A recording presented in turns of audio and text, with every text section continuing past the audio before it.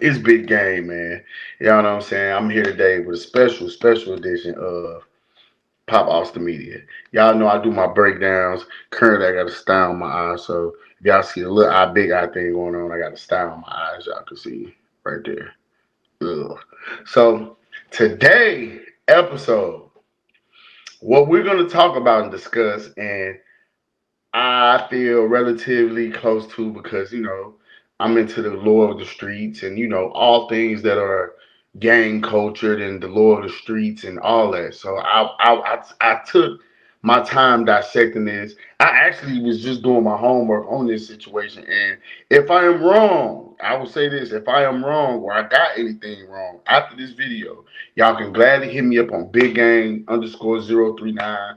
Y'all can comment. Y'all can like, share, subscribe. Let me know what y'all think. But today's breakdown is going to be on the tumultuous relationship between Nipsey Hussle, the late great Nipsey Hussle, and Big U. And not more so of the relationship, but what I'm going to do is give you a breakdown of the gang culture that surrounds the rolling 60s Crips. And I don't have to go through a full breakdown of just the history. I'm sure y'all know Raymond and Tookie, East Side, West Side. West Side broke down the rolling. They broke down to the gangster card. Then you got gangster Crips, rolling Crips. Then you know what I'm saying, you got Hoovers and all that. That's a whole story within itself. Basically, I'm gonna start off with Big U because Big U is currently under federal scrutiny. He's in jail for racketeering. Let me explain to y'all what RICO means. Racketeering influence corrupt organization, meaning corrupt or criminal organization, either or. Don't get me wrong. So currently, he's sitting in jail for that, and along being charged with the of Rashawn Williams, the friend of his son, professional football player. I don't even want to say his name because it's such a disservice to put that young boy name in this. So y'all gotta do is go to the Chargers and y'all can go look and see who he is. He one of the top defensive prospects in the NFL right now. So I'll just leave it at that. And he played for the Chargers. All right. So to start this story, we're gonna go here. Big U, Eugene Henley, Roller 60 Crip, Arlington Ave, original, AG, Arlington Ave, you know what I'm saying? Arlington gang. So before it was Roller 60 Crips, before it was Crips, before they side had adopted Crip, it was Arlington gang. It was this section of dudes who's from over here. And as the Crip thing emerged and went, and the Roller 60s came about, of course, the first shot caller for the Arlington gang was Chili Capone, who was the cousin of Big U. At the time, Big U was a little homie, but he was coming up in the ranks. Uh, Around the time, of course, you heard about the great A-Trade Gangster Crip War and High Star with the Rolling 60s and all that. And you can do your research on how Big U came into power. So, of course, like any gang, like same thing in Chicago. We had Egyptian Cobras, we had the Supreme Gangsters, all that. But when the gang bang came around, it went from Supreme Gangsters to Gangster Disciples. It went from Black Disciples to it went from Satan's Disciples to Black Gangster Disciples. It all morphed into what we looked at the modern gang culture today. Gangs have always been around in our communities. They were around as forms of protections.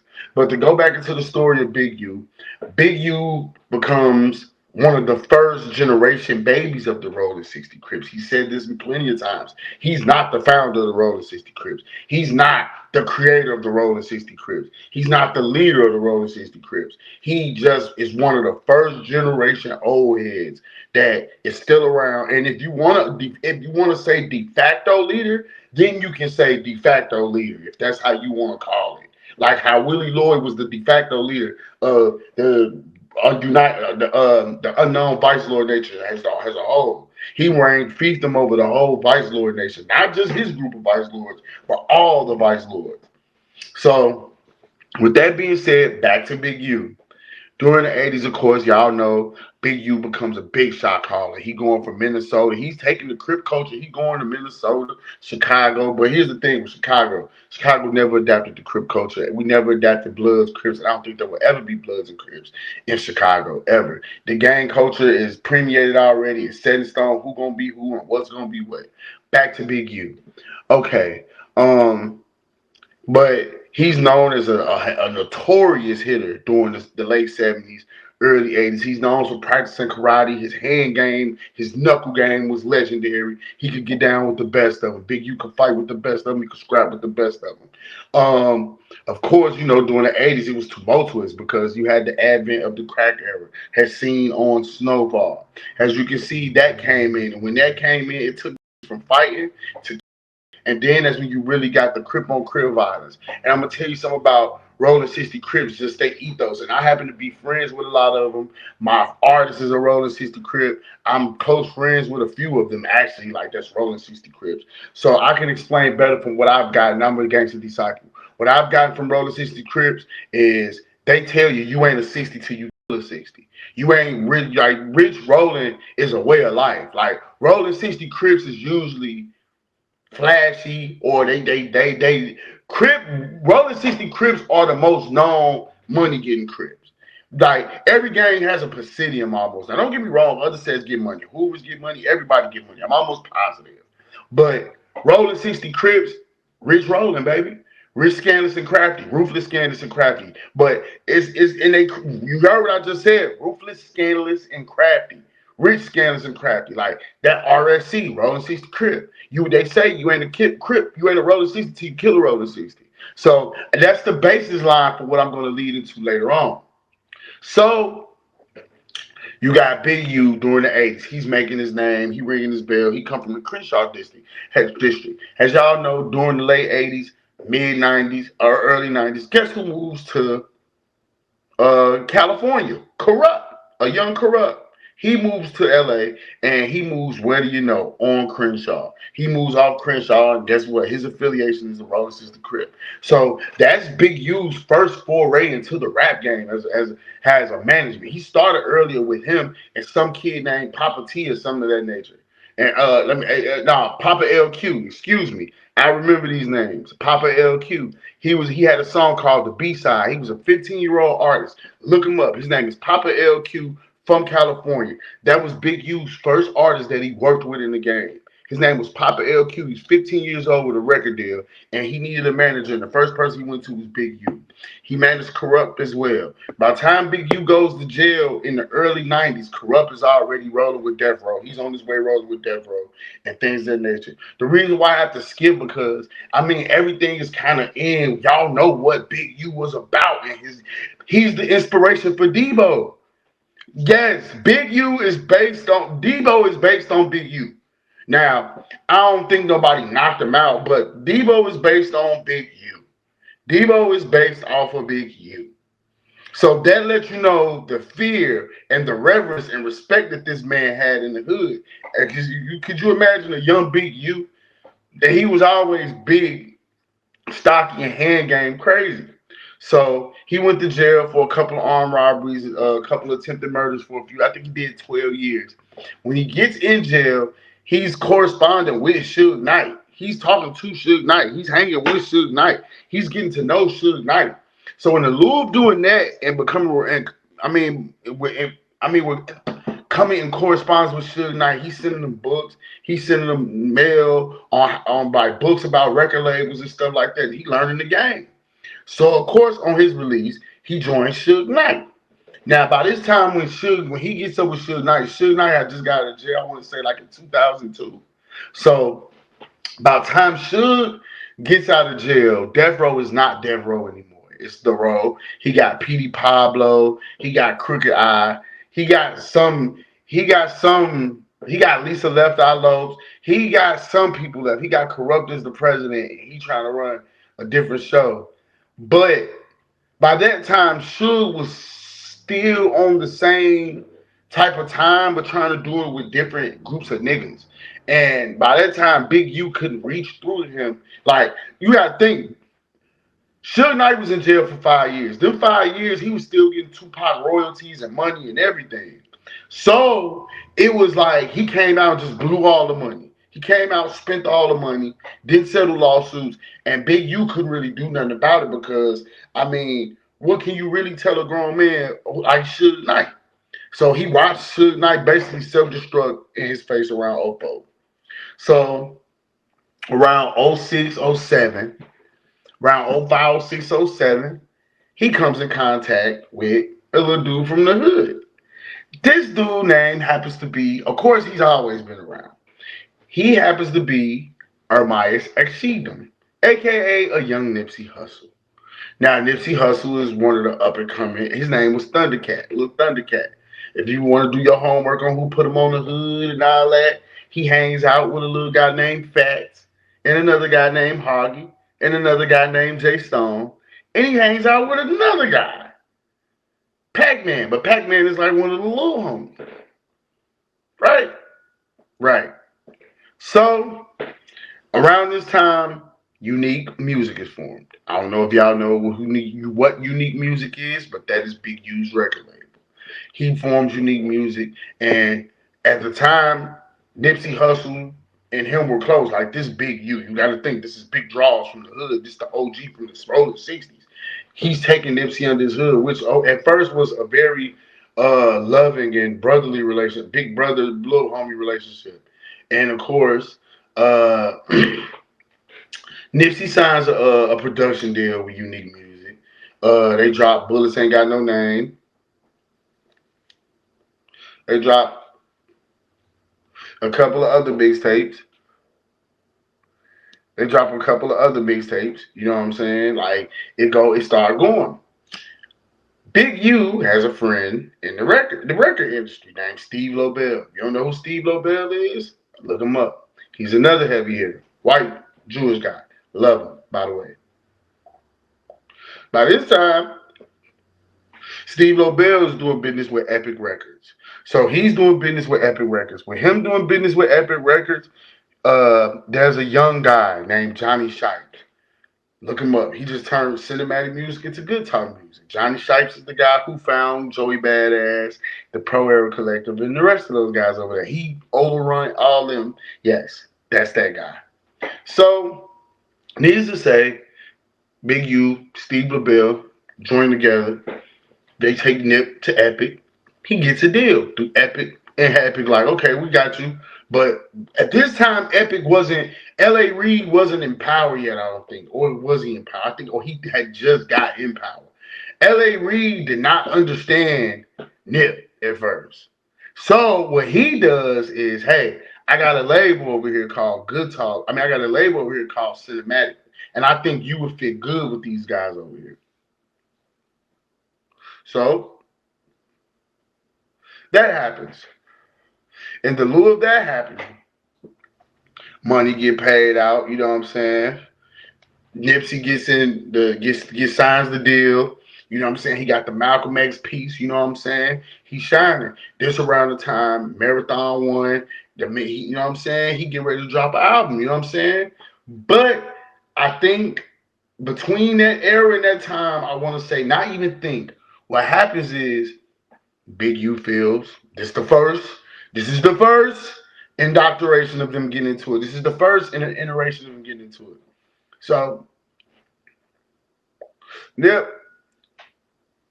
ever the kid to do his own thing, he got a big brother. He got a big brother. He got Black Sam. So, of course, what he does is they get a studio. He wants his equipment out of Big U's studio, but Big U ain't trying to give it to him. So it becomes a thing. So then, okay, he trying to get out of this deal with Big U. Big U not trying to let him out. So they get into it. Nipsey go on a campaign. If you listen to the mixtapes, and the reason why I'm not putting everything on out there like that, because I want to leave it to y'all to do some of the research, because that's what makes videos like this fun. So y'all can look up the disc. Y'all can look up and see what disc that he had out on Big U. Of course, Big U feels some way. And guess what he do? Instead of leaving in music, he do a hood call. Now when he do the hood call, you know what I'm saying? They get into it. You know what I'm saying? Boom, boom, boom, boom. That's it. I don't know who's the first winner that encounter. I don't know how that go. But I do know it was a second encounter. And the second encounter, R.I.P. Fats. Fats Capone. Fats Capone get out there with Big U. Legend has it that was why Fats Capone was unalive. But that's a whole different story. And the only reason, like, I feel I don't want to speak too much on 60 politics because I got artists that really live out there. So I don't want to disrespect the culture. Cause I would hate for niggas to be speaking on some GD shit or speak on some low end, some murder town shit and not have all the facts right. But the facts that I do have right, they can be still incriminating to a degree. So y'all gotta understand this is to protect those people. And at the same time, what I do know is that it was another altercation. It was an altercation where Fats Capone and Big U got down, and Fats Capone got down on Big U. This is true. This is a true fact. Y'all heard Right 100 stated, but this is a fact that I've heard from other critics, from other alleged sources, where it was a fight, and Fats got down on him. And that's what led to the catalyst of the murder of Fats Capone. Cause you can't like even in gang culture, it's niggas that's made men still. And even though YNs got their culture, and even it's still a hierarchy, whether niggas want to do it or not. And like, if you young niggas kill the wrong old nigga, it will be retaliation for that. Now, it might not be the retaliation that you young niggas used to, because it might be swift, deadly, and it might be a motherfucking hit team that's coming to get you behind this, but it's coming. You know what I'm saying? Like, it's still a hierarchy in the streets. So, I mean, you touch Big U up, Big U got pride. You touched the made man. You touched up a made man. You put him on his pockets. So, R.I.P. Fats Capone. That's a whole different story. But needless to say, you know what I'm saying? Nip and Big U had a crazy dynamic, almost a toxic brotherhood, because I think Nip was bounded by I'm still a rolling 60, and it's still the big homie. And sometimes a soldier is a soldier. And that's just how that is. Like if Larry Hoover got out tomorrow and said, hey, I'm back in charge of the GDs. Whoever ain't listening, we doing this, we doing that. Woo, either you fall in line, you not. Do y'all believe how many people will really actually fall in line? A lot of motherfuckers would. A lot of motherfuckers would. A lot of motherfuckers wouldn't know. But a lot of motherfuckers would. So I say that to say this. They had a weird dynamic, but it was a brotherhood and love to a degree. I felt like Big U just wanted, like, Nip was bigger than the program. Nip was bigger than his program. So let's understand where the jealousy may come from a Big U to a young Nip. Because you gotta understand, even before Victory Lap dropped, even right after, he was going to events for Big U and everything. But another altercation happened. So I'm gonna rewind, I'm gonna go back real fast to this before I can finish. You have Big U, who's a part of that old guard of the Rolling 60s. And you have Nip, who's a part of that new guard of the Rolling 60s. And if you in media, you in social media, you into the hood to hood documentaries, you watch the blogs, you watch the Crenshaw podcast, you watch the after Nip, before Nip, and after Nip, you see the difference between the generations of Crips. These young niggas that are out there demonstrating now in Crenshaw and Nipsey Hussle Square, them young niggas are Nipsey disciples. All them, you go out there, them little niggas got all money in tattoos on their hands. Them little niggas got flags on their necks. Them niggas got TMC on their neck. Like, they've almost adapted his moniker and his sayings as a way of life and manifesto for the Rolling 60 Crips out there that are younger. Like, you go look at them niggas got flags in their faces, all types of shit. So he was bigger than the program. And had he lived, I don't want to say this in a negative light. I'm only doing journalism, y'all. I am not a fucking federal agent. I'm only doing what the fuck I'm told. Far as like, and not even what I'm told. I'm doing what I'm paid to do. I'm doing what I'm paid to do. I'm doing what anybody else would do, and I like doing this shit because I be wanting to break down the misconceptions of shit. Nip was bigger than the program. When Lil Baby them came to Cali, they didn't check in with Big U. He took them niggas to them niggas like, hey, woo. But they went to go see Nip. When Gunna them went out there, they went to go see Nip. When Young Thug went out there, he went to go see Nip. You get what I'm saying? Niggas went to go fuck with Nip. Nip was frontlining a whole different movement. And them old niggas feared that. And that's why to this day, yes, I can truly say and believe I feel as if I'm not a roller 60. So I think I can say this. I can say this as a podcaster. I feel as if Big U definitely had something to do with the death of Nipsey Hussle. If you didn't call it, you set it up and you didn't stop it. Or if you didn't call it, you knew it was happening and you didn't stop it. If you didn't do it, if you didn't call it, he knew what would happen. And so his hands may be clean of him actually planning, but for him to get on live and laugh and all that extra stuff, that just lets you know everything y'all need to know, bro. Like, to a degree, like, because this was somebody that was like your son at one point. And so I lead it to the next altercation that was had. Another altercation was had, and this time, shit wasn't gonna go the way niggas thought it was. You know what I'm saying? Black Sam was there. Black Sam was there. Like, one though, like, what you mean? Like, man, let you get up with my little brother. Like, nigga, it's my brother. I don't give a fuck about that 60 shit, nigga. So it was another altercation with DJ Khaled involved. And you can go look at the video with dumbass Loose Cannon is got. Let me sidebar real fast. Loose Cannon has to be the dumbest criminal that I've ever met besides ARAB. And I won't even say I've ever met because I ain't never met the nigga. I've seen the nigga. He's the dumbest criminal I've ever seen besides ARAB. Them two niggas are the poster child of snitching on yourself. And the crazy part is they're going to snitch on Big U. These relationships have been, here's the thing.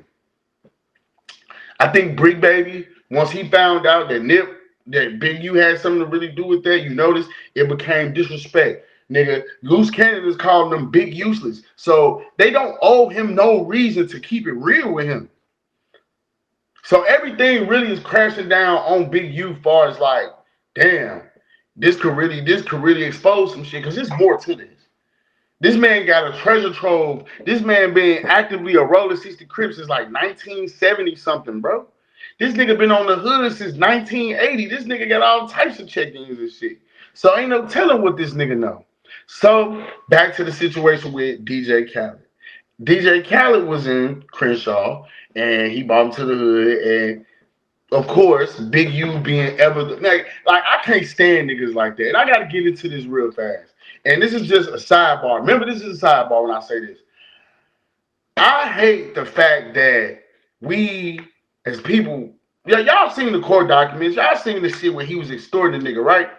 He not once offered that man a way to bring him more business, but was taking money. This goes back to what I was saying in one of my lives. When I said that a black man will kill you, but a white man will keep you in business. See, the Italians used to get thanks for extorting niggas. They would thank the Italians for extorting. Like, thank you, because the Italian usually, a mafioso would usually come in like, hey, how much you make here a week? How can we make more? How can we make more? And what can I do to bring more business here? And you know what would happen? That's how restaurants like the Shark Bar and the Copacabana and the Cotton Club became these legendary places. Because guess what? The wise guys had a friend in Frank Sinatra. So while I'm extorting this restaurant and get my points off the top of the Copacabana, guess what? I got Frank Sinatra here for a week singing. So let's bring in revenue to help this man pay me and pay the business. They were bleeding the fucking dispensary dry. They were bleeding the smoke shop dry. Nothing for the community. But, of course, this is one of those things where it's like, well, he did some good too. Yeah, but look at the outcome of that. You killed your son friend. Well, allegedly, you killed your son friend. And I will hope to God you would never do no shit like that, because these blue boys trusted you with their lives. far as music, whether it was music, football. And I think that's the tragedy in all this. You was the big homie of the hood that could have made shit right. You not speaking up for Nip if you really didn't have nothing to do with it. You not speaking up for Nip probably could have saved. You speaking up for Nip could have saved his life, but you didn't. You was cool whatever went down. And that's my honest opinion. But Nip was bigger than the program that Big U had going on. And unfortunately, when you bigger than the program, people will hate you, people will despise you, and they took an extraordinary, bruh. Nipsey would have shaped Crenshaw and the Roller 60 Crips of that area into something mighty had he lived. Because he had a game plan. He had a game plan on how he was going to do it, what he was going to do it with, and it wasn't going to be nothing illegal. And he was going to help his homies out. He was the embodiment of that. So when I talk about this breakdown, I need y'all to understand how it went from, man, it's videos of Big U and Nip in the car together where he was getting his cosign from Big U and everything. And so that's the part of this Shakespearean tragedy that breaks my heart. You in jail now, and I bet you thinking to yourself, out of all the shit you went through, you done been shot, stabbed. All you had, this probably the most trivial shit you ever been locked up for, and you could eat. All you had to do was step out the side. You had rappers breaking you off. All you had to do was step out the way, Big U, and get your cut. But you couldn't do that. It pained you to do that. Y'all bled the smoke on y'all. Come on, bro. They finding ways to get people around you. Then you got the old girl, man. I loved her. You got the girl from the track kitchen truck, Manny. You got her in on the Rico. All you did was just get her to bring some 304s to you. She ain't even pimping, sex trafficking, or doing none of that. You just gave her $1,000 to travel and eat with to get to you and your homies, and she got a sex trafficking charge. And to be honest with you, if she got kids, if I'm her, I'm coming home to my kids. She don't owe you no type of loyalty, fam. You got your wife, you got your kids, you got your son in the NFL, and you ain't thinking about none of this shit. You was a pillar of the community, bro, and you could have stepped aside any time, and you choose to do the latter. You feel what I'm saying? You chose to do anything other than be real. And so I'm gonna sign off with saying this in the breakdown of the whole situation. Go listen to Mailbox Money. Go listen to the Marathon mixtape. Go listen to Count Up That Loot. Go listen to all the 2012, 13, 14 Nipsey Hussle. You'll hear the messages to Big U. You'll hear the disses. You'll hear the slights. You'll hear everything. Go watch the documentaries back then. Go watch the vlogs. Go watch them. You will see the dissent because you will see it from Nip's side. You will see the reconciliation, and you will see what led to the reconciliation, the separation again. This big gang, y'all.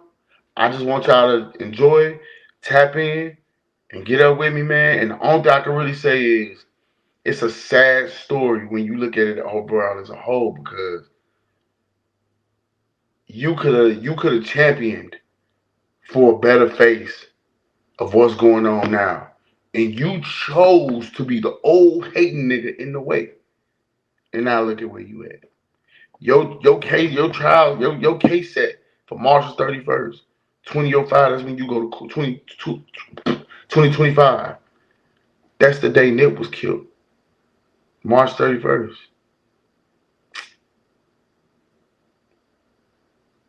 Yeah. So with that being said, peace.